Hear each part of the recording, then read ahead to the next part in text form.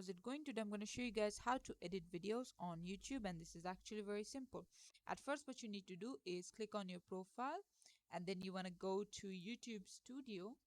From there, go to your content and select the video that you want to edit by clicking on this pencil icon.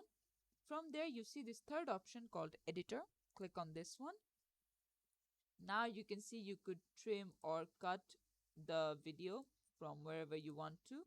Let's say this part, right? You could just click on new cut and then choose whatever part you want to cut, and then the other options that you can find right over here. Let me go back. As you can see, blur, audio, end screen, things like that you can do.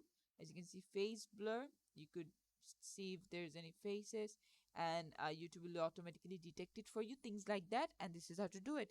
Thanks for watching. Please leave a like and subscribe for more tutorials like this, and I'll see you guys in the next one.